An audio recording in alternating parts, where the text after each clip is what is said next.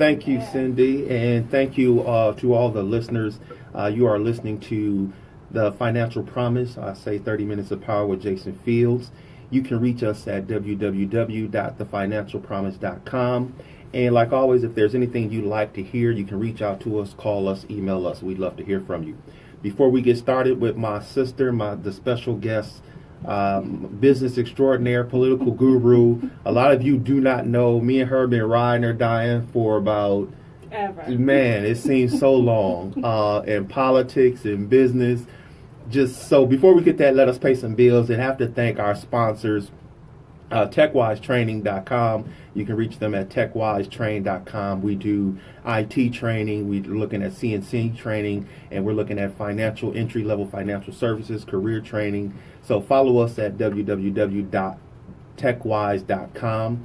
And Landmark Credit Union, the great Don Cohen, for sponsoring the show. I've been telling you all we're going to get Don in here, and so we will get Don in here at some point to talk about the beautiful things that Landmark Credit Union is doing. And you can follow us every Monday at 3:30. We Facebook Live every Monday at 11 a.m. Jason M. Fields. I have 3 Facebook pages. You can see that. We also post it on LinkedIn and Twitter. And finally, shouts out to the beautiful Cindy, my producer, the engineer extraordinaire, my sister in Christ, her and Ryan, who I always say without them I wouldn't be here. And the 3 of us have been rolling like the 3 Musketeers, and we are having a ball. Right, Cindy? Okay.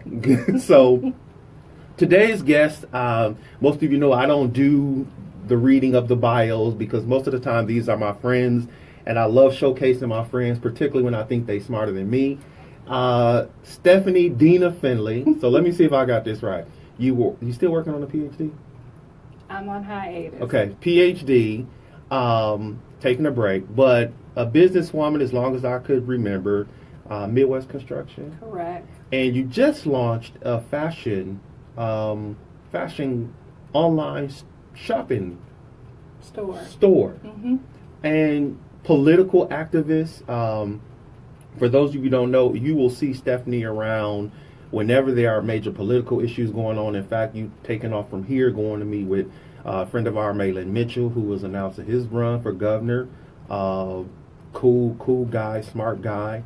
But you have been doing a lot of things. We both sit on the Social Development Commission. So before we just get into all this stuff, and usually when I'm talking to Stephanie, y'all can say Dina. I'm calling her Stephanie. Usually when I'm talking to Sis, it's about business 201 type level stuff because you and I get frustrated at the one-on-one level business attitude. So before we get into that, talk to me about why you Midwest Construction, and then what made you, in addition to that, launch the fashion store online, because now we're talking about something you and I are both we continue to promote. You ought to have multiple streams of income. So you went from construction to shop, fashion, retail. How's Midwest Construction? You worked on Northwestern Mutual Tower, or you were working on that? We're working. Mm-hmm. So how is the construction company, and then tell me about the launch to the new entity. Well, I have 3 entities. See. I have 3 entities. Midwest Construction, I started in February 2012. We are going into our 6th year. But I also have to tell people I took a hiatus from Midwest Construction because as a female contractor, that's tough. It's tough. And so I can tell your listening audience that I have cried tears, streams, and rivers in the construction industry, just trying to find my footing, right? And so I took a hiatus because at this point I was just like, I'm at a crossroads in my life. I didn't know where I was going to go, what I wanted to do, if I wanted to stay in Wisconsin. There was just so many variables that I needed to think about. And then, too, my health was in jeopardy. Mm-hmm. And so my health was in jeopardy. My mental health was not stable. And so I needed to take a hiatus to take care of me.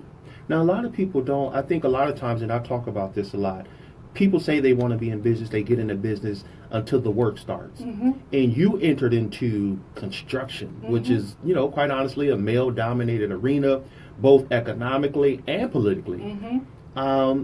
And then you had to question, or you're in that state where, you know, we're in our 40s, mid 40s, we're getting older, we're not as healthy as we used to be when we were 18. How did you deal with that emotionally and spiritually? Well, emotionally, you know, there was a lot of things that went on with me my entire life. And when you are an overachiever, as I am, you tend to put things on the back burner. So I didn't deal. I just kept going. It was just like my drug of choice was to see how many things I can accomplish, you know, in a short period of time, because I was always chasing. Because we're constantly trying to chase this. I want to be better than I was the day before. Mm-hmm. And like you know, overachievers. And one of the things that I want to make sure our audience understands is that it's okay to stress for excellence.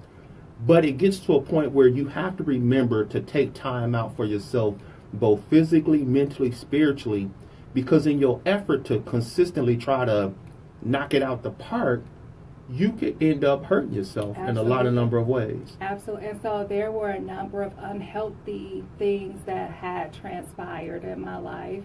One being, you know, the whole weight issue, the comfort, you know, whenever I would get, you know, emotional, whether I was happy, sad, mad, it was the emotional eating.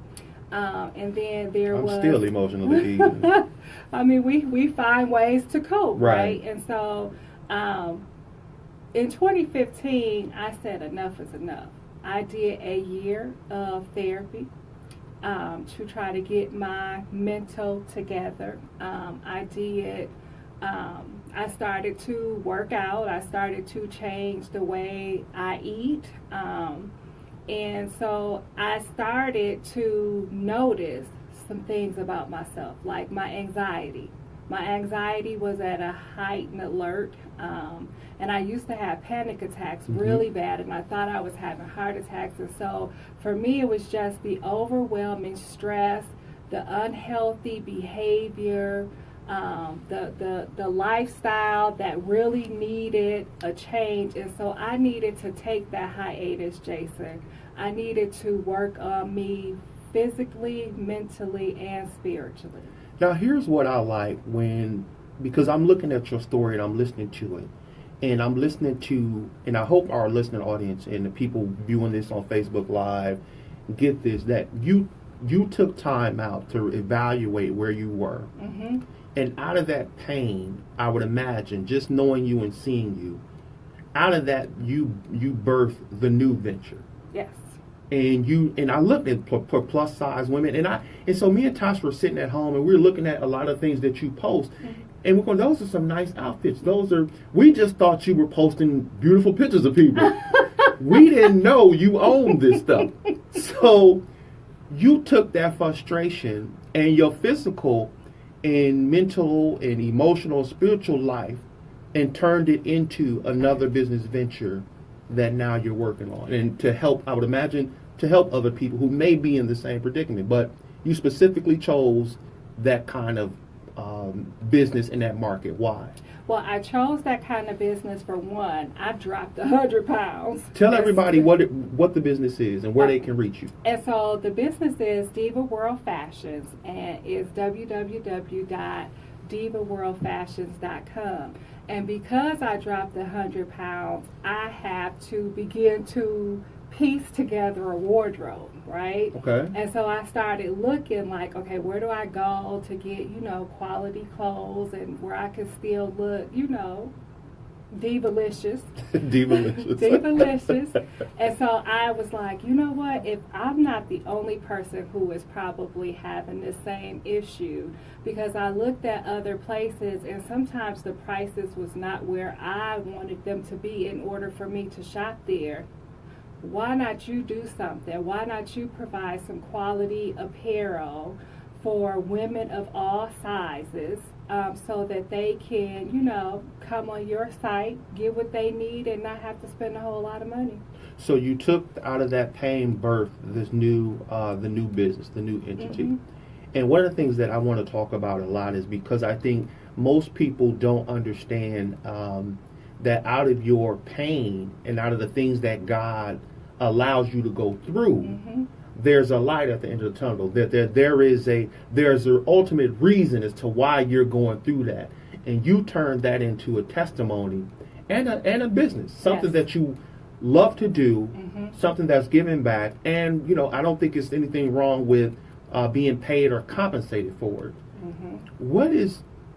Why are we not? Or let me ask you this, and you and I talk about this. Where is the disconnect in our community? And when I get into this, I want to talk to us about where's the disconnect between why we spend so much time complaining versus trying to figure out where to get in at, where to survive. I think that what tends to happen is that people are so overwhelmed. And so a lot of times, Jason, people don't know how to get in where they fit in. And because of a number of issues that people are facing, it takes time, it takes process, just like it took time and process for me. Even though I have a heart of an entrepreneur, I needed to take that time, that hiatus, to get my life right so that I can come back physically strong, mentally strong, as well as financially strong in order to assist my community. I can't assist my community if my life is falling apart. One of the things that I think we take for granted, and I think when we first got into the business world, the old school of thought was, you do this to help everybody out. But then the realization came in, and I remember in my beginning intro to politics, two people told me, they said, listen, you can't help anybody else if you can't help yourself. That's true. And I didn't really understand that, because from where I was coming at or how I was raised, that was sort of selfish to help yourself. But I understood the concept that you can't help the poor if you one of them. You can't give money to some, if you don't have money, you can't give money. You can't give it. So if you poor, broke, and disgusted, who you gonna help? No one. Right. So people like you and I think we went through this trial by fire, both in politics and in business, and said there's a better way. There's a better way of the way we've been trying to do this thing. Oh, absolutely. It finally clicked, didn't for it? Me. Like, okay, you want to do good in the community. You can't do good if you're out here saving the world broke, because at the end of the day, you have to pay your bills. Right. We Energies is calling. And they don't care if you believe in Jesus. Right. So I was just like, you can believe in Jesus all you want to, unless he gonna help put some money on these bills. You gonna get kicked out. So We Energies is, hey, they're not playing. So I had to assess how I was doing things, right? And assess my behavior, assess my mental health, and come to the conclusion that I needed that time. Not only did I need that time, during that time I realized, Jason, that I was having anxiety and mood swings, and things were starting to not, spiral out of control, but I was able to sit still and assess it, so that I can go to my doctor and communicate what was going on with me, because the busier I was, the harder it was to pay attention to my body and the issues that I was facing. Not only that, the busier I was, I realized I suffer from attention deficit disorder. Really? And so I was just like all over the place. Well, you can't be all over the place and expect to be successful nor wealthy.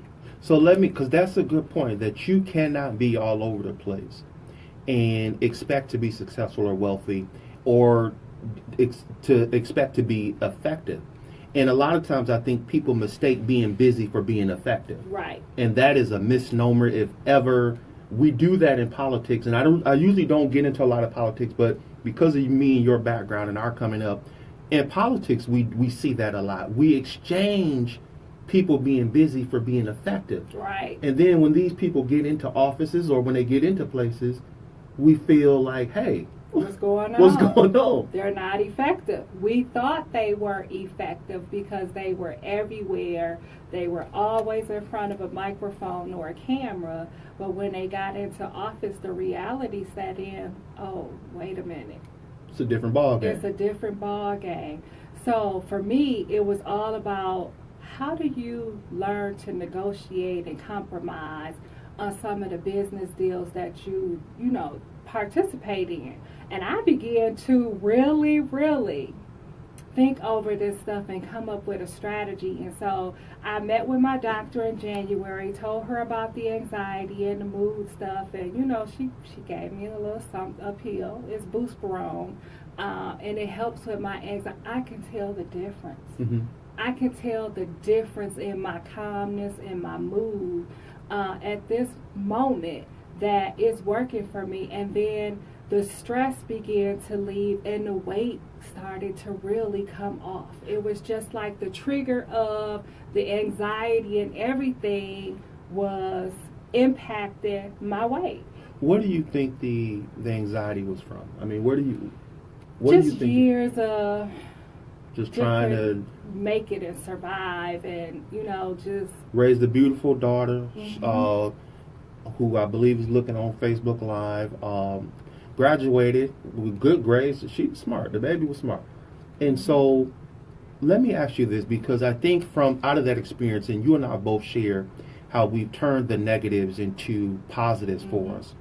And over time, how you and I have been groomed to really focus on getting things done. Correct. And where we started with versus where we're at, it's a total different mindset, a total different ball game. Mm-hmm. One of the things that I like about you, love about you, is you are constantly looking at how to get involved, not complain, but figure out, as we say, get in where you fit in. I told people we would touch on Foxconn mm-hmm. because most people don't know you are, and I guess most people wouldn't realize you actually talk to some of the head, the number 2 dude at Foxconn.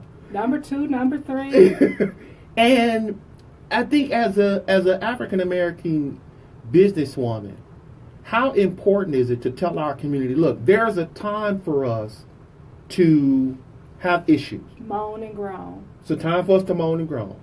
But then there's a time to say, you know what? If this is going to happen anyway. We need some opportunities. So I'm going to let you take the show over, speaking to the mic. Because I see you done lit up. So I've been watching this transpire for months now, right? And so I'm saying to myself, Midwest Construction, what can we provide to Foxconn? How can I get in where I fit in? Because if nothing else, I'm persistent. Right. I have learned that persistence pays off. And so my goal, I had talked to Tim Sheehy at MMAC, and they made sure that I was in the house at the members meeting. But what made you, what gave you that mindset? Because there are a lot of times where I hear other people complain, well, MMAC, they don't care, they this, they that, those white folks don't this.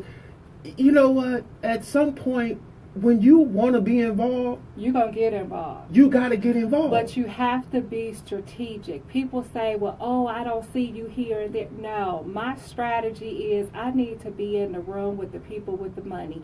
And if I'm not in the room with the people with the money, what then you doing? What am I doing? And so being in the room, so when I saw Tim Sheehy at Community Brainstorming, I had a conversation with him.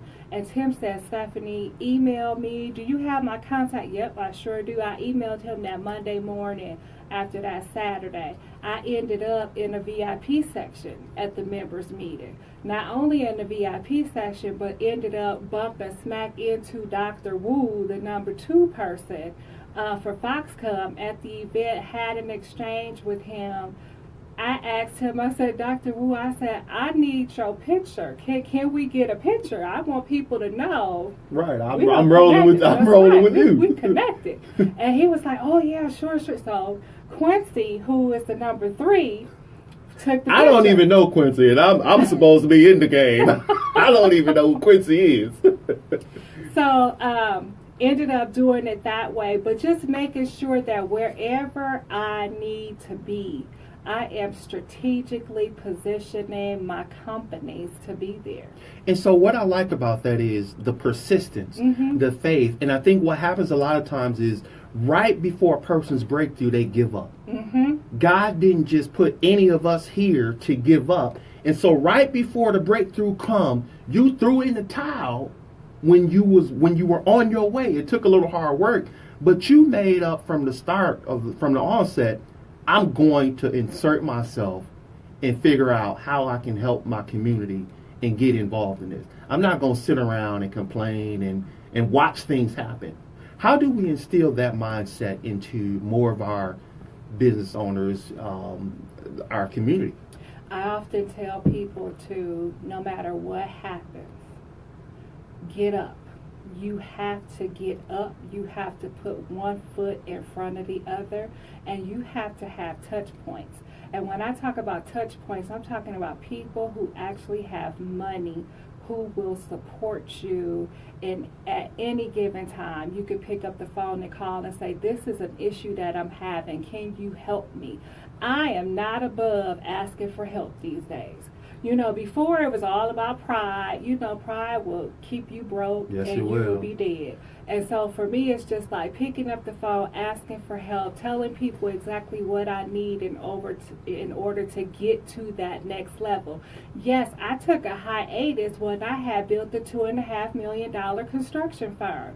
But what good is that if I'm not healthy? Right. And so I decided, when I decided to come back, I was just like, you know what?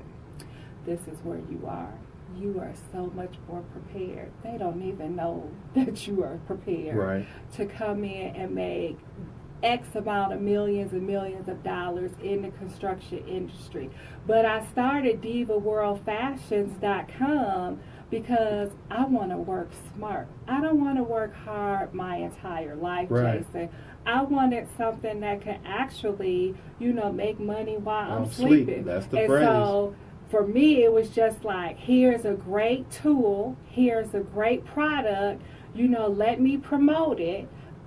I began to promote the attire and the apparel, but nobody knew who owned the business. No, they didn't, because I'm your brother, and me and my wife sitting at home like, Stephanie is posting beautiful pictures of people.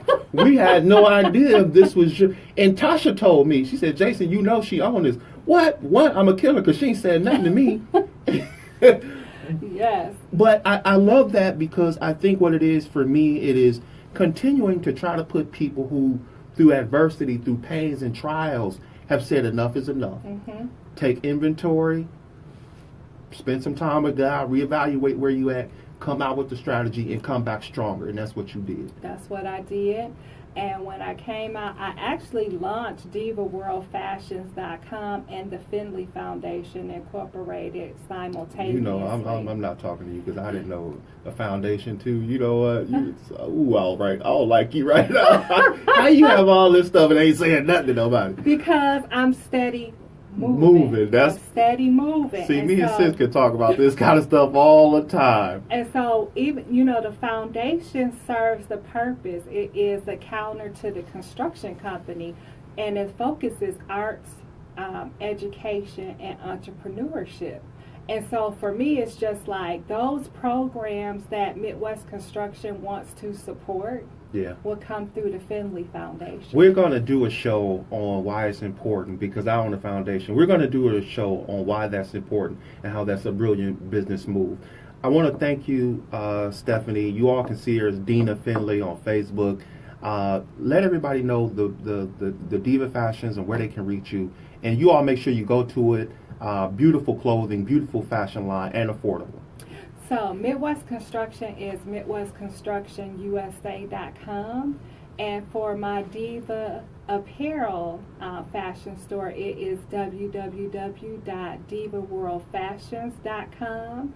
And so the Findley Foundation is the Findley Foundation. It's FindleyFDN.org.